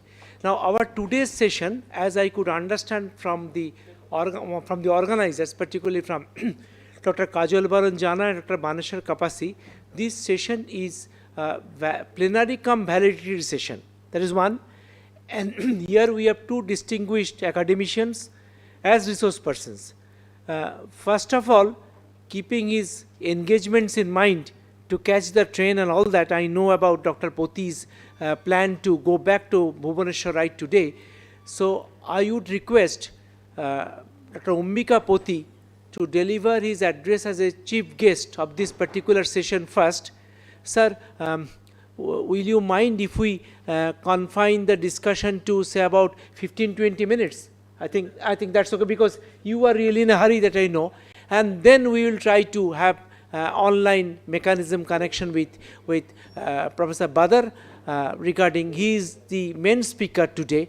I mean the keynote speaker for this plenary cum valedictory address. That is all. So now I request Professor Poti to deliver his address. Okay. Introduction. Yes, sir.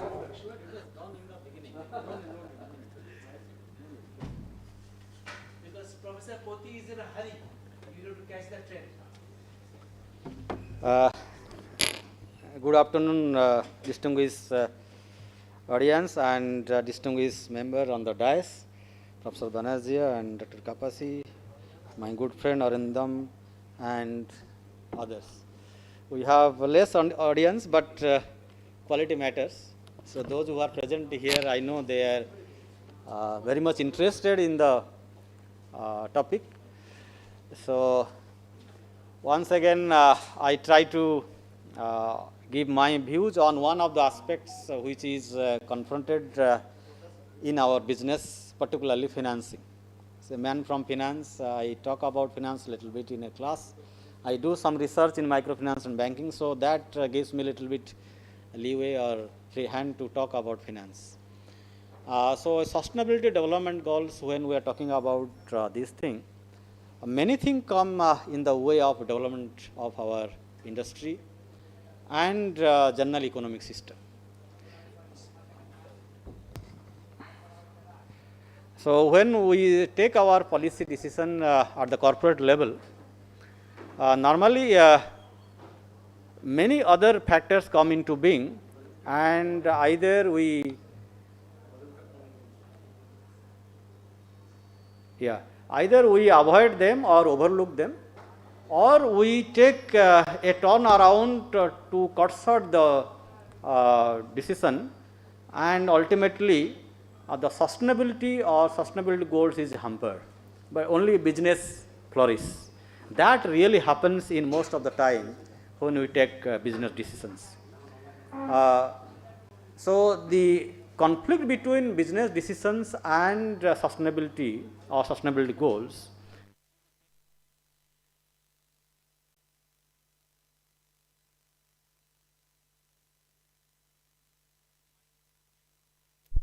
a perfect balance between these two. The question is how to do it. Is it possible to sacrifice some of our business interest and see that sustainability goals are achieved, or we will go to a state of social state, so that everything will be only for sustainable goal. That means we will look at more on society and economic being of the poor people. So that conflict brings a new financing, and now investors all around the world, they are more concerned about this. So in 1930s in America, we started that concept of responsible financing.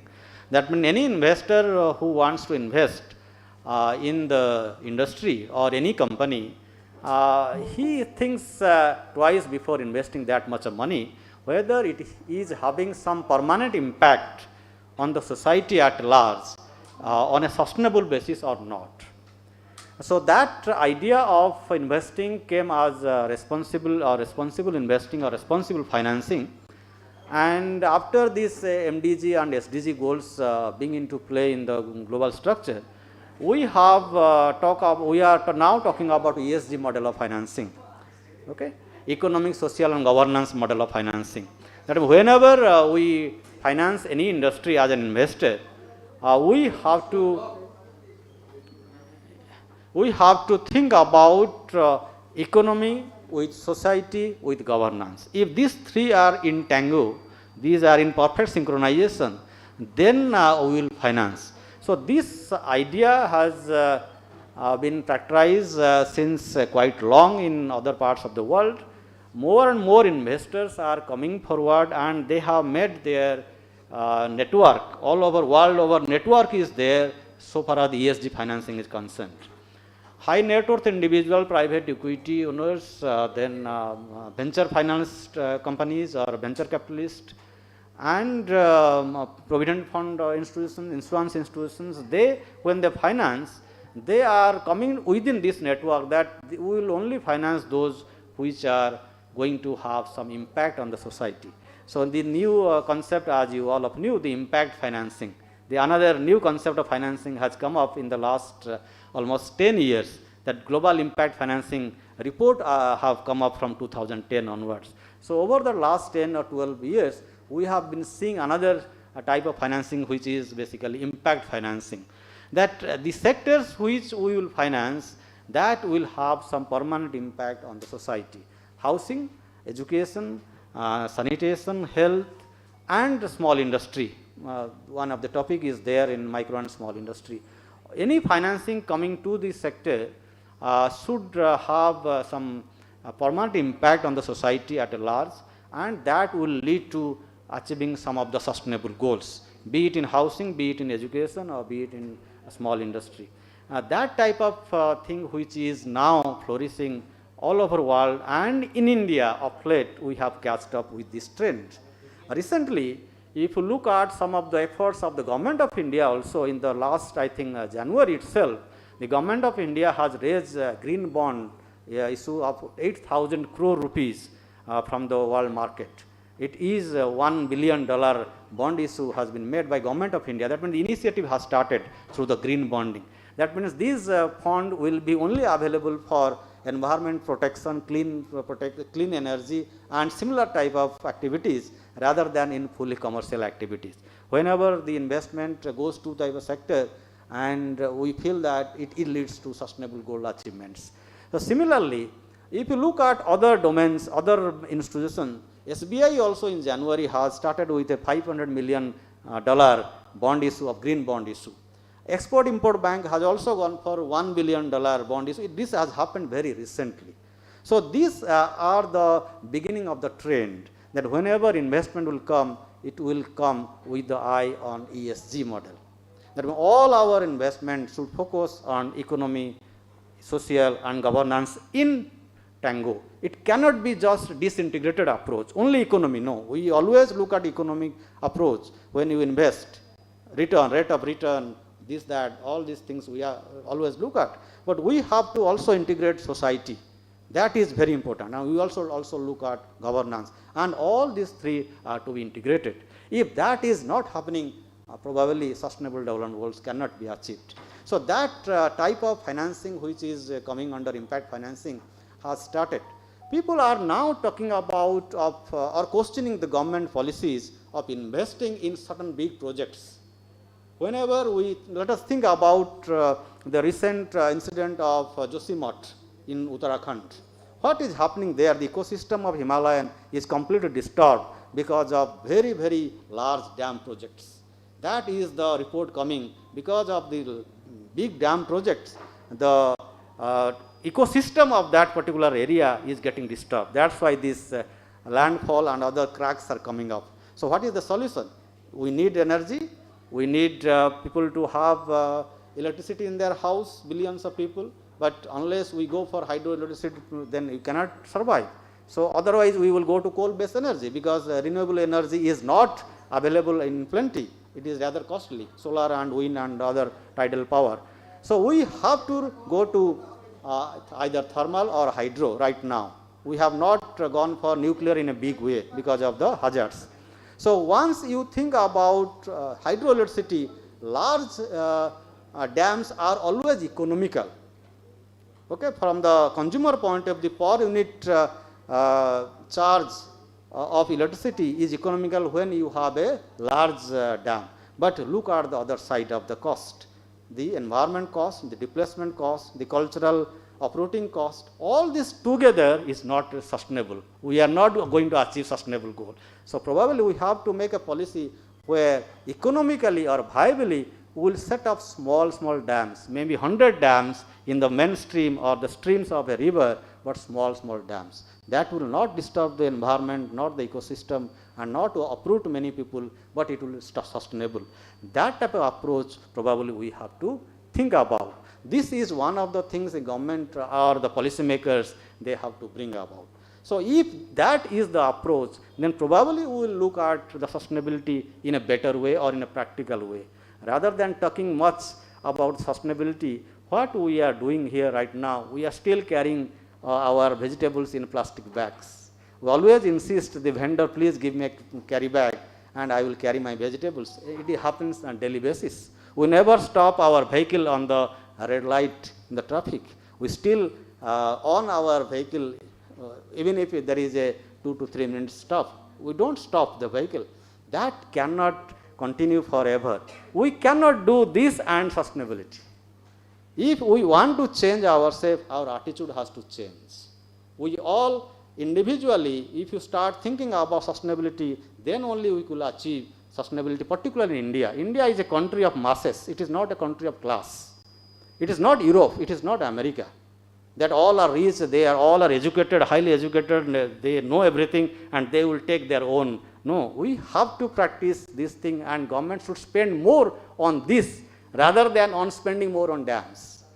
If you stop or you protect 1 drop of petrol every minute, we will save a lot of money which we are spending on the dams. Energy can be saved and that can be utilized. So this type of attitude we have to come up with. That can be practiced if we go for a massive campaign about the sustainability goals. The awareness is not there. In business itself, the first question I raised about our business, in industry, employees do not know what is sustainability. Employees know how to run a business, how to make profit, how to sell a product, how to design a product, how to design a marketing channel. All these things employees know. But what is sustainability, they don't know. How their action is leading to unsustainable activities, they are not aware of that. Unless we make them aware. So whenever we go for any financing, this is my observation, whenever we go for any bank financing, sustainability as a criteria should be the first criteria. Unless this box is ticked that your activities are sustainable, banks should not finance. Unfortunately, this has not yet come. The RBI, the other responsible regulators, they are supposed to bring with this type of policy. Everything should lead to green. Everything should lead to sustainable climate. Everything should lead to less pollution. If this thing come up, then only we will achieve the sustainability. Otherwise, it is not possible. I hope I have made up my mind and I have delivered whatever I wanted to tell. Thank you very much.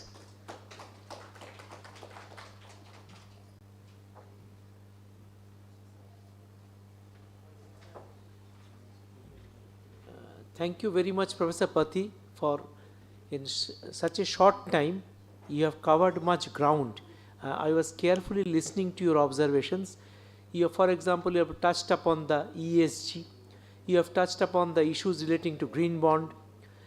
You have touched upon the basic environmental issues, be it use of plastic bag and all that, hydroelectric projects, big projects and all that, and inadequate awareness on the part of the common people like us, on the part of the senior people, the policy makers at the national level. Though many a times we say many things, we are holding important public positions, but when it comes to practice, we just move in an opposite direction. No one told us to destroy the environment in a very systematic manner. Now, when we are in a great damage, the question of survival is there, now we are thinking in terms of big projects, hydroelectric projects, Joshima disaster and many other things. There are very ordinary people, common people, not so-called literate people like you and me, commoners all over the country. They tried to make people aware. They tried to make the policymakers aware, but nothing happened. Whether we go for nuclear energy or hydroelectric energy, energy conservation, using bicycles, whatever you call it, no use, I mean, lengthening the list. Even now in the NAC evaluation, whether you are using bicycle or not, etc., etc., these questions are there. But from the very beginning, the type of orientation we have given, forget about these sustainable development goals as enunciated by the United Nations.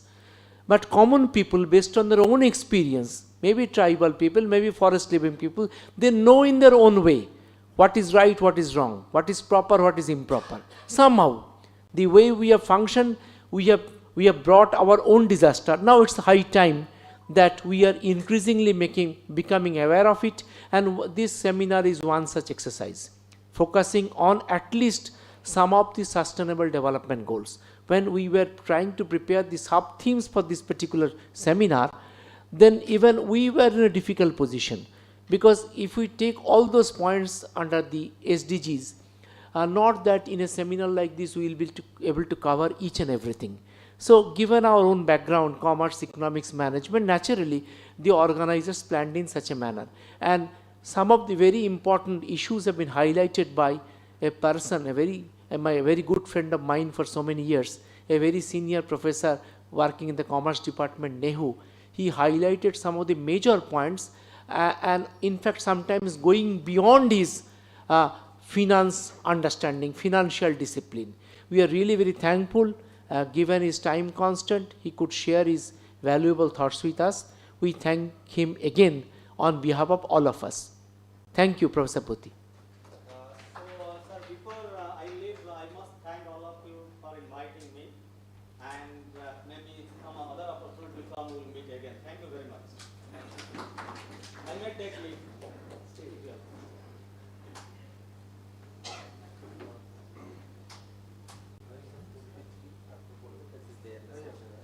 Okay, stay there. We'll be in touch. Thank you very much.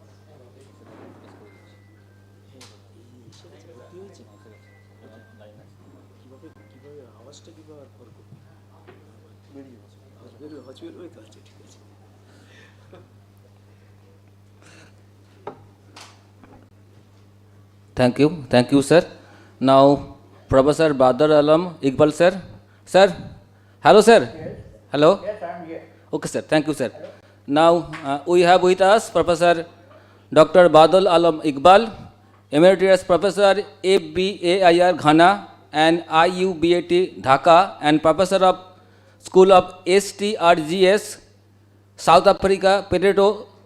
Professor Iqbal has an experience of more than 40 years in teaching and research. Sir has served as a professor, finance officer, Vice Chancellor of Aligarh Muslim University, India. Professor Iqbal, sir, served society in all capacities. As a speaker, invited by SAARC Chamber of Commerce and Industry to speak on SAPTA and SAARC Business Leaders Conclave. Member of Coordinator for National Assessment and Accreditation Council, NAC, Government of India. And sir has bodily includes different teaching and research interests banking and finance, economics, management. Sir has supervised around 30 PhD dissertation thesis, 200 plus dissertation in MPhil, MFC, MTA. Sir has international fellowship more than 10 countries across the globe, just like USA, Kyle, Poland, Beijing, Brazil, UK, American Research Center. Sir also visited different countries, global visiting professorship, just like Greenwich University, UK, University of Reading, UK, Bangkok University, Thailand, International University of Business, Agriculture and Technology, Dhaka, Bangladesh, University of Hull, Germany, School of Economics and Finance, University of Qatar, School of Management, University of Science, Malaysia, University of Ghent, Belgium, Institute of Business Management, Karachi, Pakistan, Kassel University of Germany, International Islamic University of Malaysia, and sir also associated with different more than 50